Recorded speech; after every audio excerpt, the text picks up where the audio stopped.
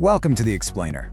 Look, we're living in 2026. A quick tap pays for your groceries, biometric checkout is completely frictionless, but somehow checking your actual bank account, yeah, that still feels like a total mystery. If you're earning a decent salary, working your tail off, but constantly wondering where on earth it all went by the end of the month, well, you're absolutely in the right place. We're going to unpack the most costly financial pitfalls that are quietly holding you back right now. Let me just ask you directly, do you feel like you're working incredibly hard, making good money, maybe even more than you were a few years ago, but somehow you just can't seem to get ahead? It's super frustrating, right? You put in the hours, that direct deposit hits, but by the time the 30th rolls around, that nice little financial cushion you thought you had is just gone. Well, here's the punchline, and it might sting just a little bit, but it is absolutely crucial to hear.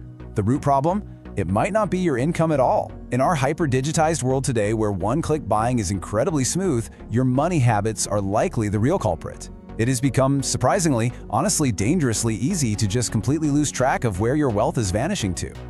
Okay, let's dive into this. We're going to break this explainer down into 4 quick parts. 1. The daily money leaks. 2. The lifestyle traps. 3. The future blind spots. And 4. The 2026 money reset. Part 1. The daily money leaks. Let's take a look at those everyday spending traps. And that kicks us off with mistake number 10. Paying for subscriptions you literally never use. We're talking about those 5 different highly fragmented streaming services, that premium AI productivity app you totally forgot you downloaded, or that digital fitness class you're dropping $30 a month on just to feel guilty about not logging into since January. Individually, they seem cheap, but when you've got a dozen of these silently dinging your card every single month, it adds up so fast. Do a quick audit. Ask yourself, have I actually used this in the last 30 days? If not, cancel it. Moving on to mistake number 9, impulse buy. Online shopping in 2026 is almost too easy. A perfectly targeted ad hits you, boom, there's a limited time discount and you've bought it before you even thought about it. But remember, a discount doesn't actually save you money if you didn't need the thing in the first place. So I want you to try this, the 24-hour wait rule. For anything non-essential, just deliberately slow down. Wait a full 24 hours, let that initial rush wear off, and then ask, would I still buy this if it wasn't on sale? If the answer is no, you just kept your cash. Now think about the contrast here for mistake number 8, not tracking your daily spend. On one hand, you absolutely know your fixed costs, right? Your exact rent, your salary, but on the other hand, do you actually know what you're dropping on instant delivery apps or daily iced coffees or little digital microtransactions? These tiny purchases just disappear into the void of your budget. You can't fix a leak you haven't found. So just grab a simple notes app or spreadsheet for 30 days. Track it, find the pattern, and plug the leak. Let's move to part 2, the lifestyle traps. This is where we look at how your major lifestyle and credit choices build up over time. Enter mistake number 7, lifestyle inflation. This is a classic trap. It's when you increase your lifestyle expenses every single time your income goes up. You get a nice raise at work, so immediately you upgrade your car. Then you swap your apartment for a pricier one. Suddenly, that higher income doesn't actually leave you with any extra wealth. Earning more money doesn't automatically equal wealth if you just spend it all. Next time you get a bump in pay, try directing part of it straight towards savings or debt before you inflate your life. Which brings us to mistake number 6. When it comes to cars, you have got to stop asking, can I afford this monthly payment? And start asking, what is the total cost of owning this vehicle?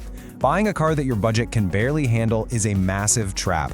Way too often, people buy exactly as much car as a lender's automated system says they're approved to borrow. Because a car is not just a loan payment. Not even close. It's insurance, it's fuel, it's routine maintenance, those fun surprise repairs, annual registration, and the ultimate silent wealth killer, depreciation. Stretching yourself for a fancy ride puts a heavy burden on your finances for years across all these categories. Always make that choice based on your overall financial picture, not just one isolated monthly number. All right, mistake number 5 is carrying high-interest credit card debt. Look, credit cards are fantastic tools if you manage them well, but carrying a balance at 20-something% interest, that is financially devastating. It literally means you're still paying for last year's vacation or yesterday's lunch way into the future. It makes everything you buy significantly more expensive. If you have expensive debt right now, creating a realistic payoff strategy is absolutely non-negotiable. List out your balances and attack them. Part 3, the future blind spots. Let's zoom out and talk about long-term security and risk. Mistake number 4 is operating with zero emergency fund. As we all know, life does not politely stick to your budget. Unexpected stuff like a crazy medical bill or a sudden job change is gonna happen. And without a cash cushion, a broken transmission isn't just an inconvenience, it's a full-blown emergency that drags you right back into that expensive credit card debt we just talked about. The goal is to eventually save up a few months of essential expenses. But don't panic if you can't do that today. Just start small. Then there's mistake number 3, brushing off your retirement savings.